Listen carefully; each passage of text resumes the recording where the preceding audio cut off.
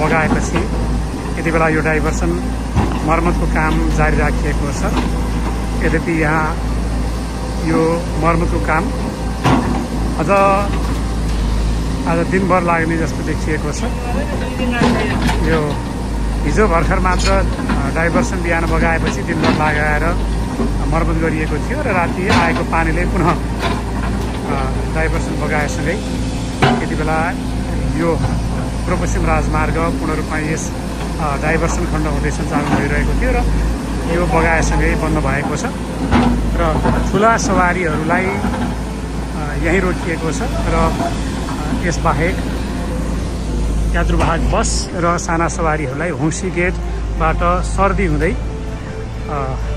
सञ्चालन गरिएको छ। यद्यपि मालवाहक सवारी र ठुला सवारीहरू यहाँ रोकिएका छन्। यसरी दैनिक जसो बर्खा लागे सँगसँगै अहिले यो डाइभर्सनको भरमा सञ्चालन भइरहेको यो राजमार्ग पूर्व पश्चिम राजमार्ग दैनिक जसो बन्द हुन सुरु गरेको छ।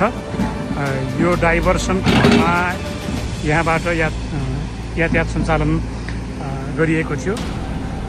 केही समय अगाडि गत पुस 28 गते देख्न सक्नुहुनेछ त्यो जुन पुल रहेको थियो त्यो पुल भाँचिएपछि डाइभर्सन सञ्चालन गरिएको थियो र डाइभर्सनबाट यातायात सुचारू गरिएको थियो र अहिले बर्खा लागे सँगसँगै यो विनय खोलाको बाढीले दैनिक जसो यहाँको यो डाइभर्सन बगाउँदा यस खण्ड भएर यात्रा गर्ने यात्रुहरूले निकै शास्ति खेप्नु परिरहेको छ। यद्यपि यो सडक आयोजना र निर्माण कम्पनीले यो जुन भाँचिएको पुलको नजिकै नयाँ पुल निर्माणको काम जारी राखेको छ। सबै स्पानहरूको ढलान भइसकेको छ र आउँदो 14 गतेबाट उक्त पुल सञ्चालन गर्ने अनुमान गरिएको छ र जनाइएको छ। यद्यपि त्यो सञ्चालन भएपछि मात्रै के हुनेछ र त्यो पुल नयाँ पुल सञ्चालन नहुँदासम्म यो खण्डमा बर्खा हुने बित्तिकै यातायात अवरुद्ध हुने स्थिति रहेको छ। यसकारण पनि पानी पर्यो भनेपछि यो विनय खोला आसपास यो डाइभर्सनको कारणले गर्दा यातायात रोकिन सक्ने सम्भावना रहन्छ। यसकारण पनि यो खण्ड भएर यात्रा नगर्नुहोला। यो एउटा समस्या छँदै छ। यो सँगसँगै दाउन्नेमा पनि निकै समस्या रहेको छ।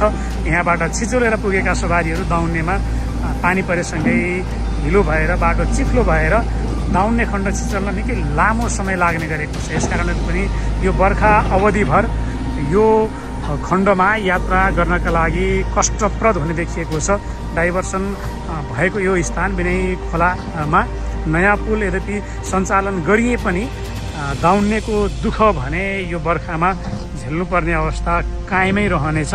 यसकारण पानी पर्यो भनेपछि दाउने खण्डमा यात्रा गर्दा र यो खण्डमा नवलपरासी पूर्व नवलपुरको दुम्कीवास आसपासको खण्डमा बुझेर मात्र यात्रा गर्नुहोला, सकभर यात्रा नगर्नुहोला। किनकि यो अवस्था निकै लामो समयदेखि दुःखदायी रूपबाट यहाँ यात्रा गर्ने यात्रुहरूले भोगिरहेका छन्। यसकारणले पनि यो डाइभर्सन पछि नयाँ पुल सञ्चालन भएपछि यो समस्या त हट्नेछ। यद्यपि दाउन्नेमा पानी पर्ने बित्तिकै बाटो बन्द हुने, बाटो चिप्लो हुने र त्यसले गर्दा सवारी सहज रूपबाट सञ्चालन नहुँदा निकै लामो समय दाउन्ने छिचोल्न लाग्ने गरेको छ।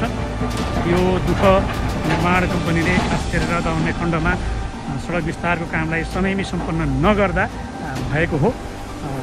यसकारण पनि दाउन्ने खण्डमा जतिसक्दो छिटो रूपबाट यातायातलाई सहज रूपबाट सञ्चालन गर्नका लागि उक्त खण्डमा बाटो बनाउनु पर्ने आवश्यकता देखिएको छ। यो जानकारी तपाईँहरूलाई हामीले यहाँबाट देखाएका छौँ। यो डाइभर्सन मर्मत गरिँदै गरेको दृश्य हो। यो स्थितिले यहाँ एउटा दृश्य प्रयोग गरिएको छ र यसले आज पनि दिनभर जसो यो डाइभर्सन निर्माणमा नै लाग्नेछ। यात्रुवाहक बस भने होङ्सी गेटबाट सर्दी हुँदै राजमार्गमा आउन सक्नेछन्, चिचोल्न सक्नेछन्, दुम्कीवास वारपार गर्न सक्नेछन् विनय खोला र दाउन्नेको दुःख भने कायमै रहन सक्छन्।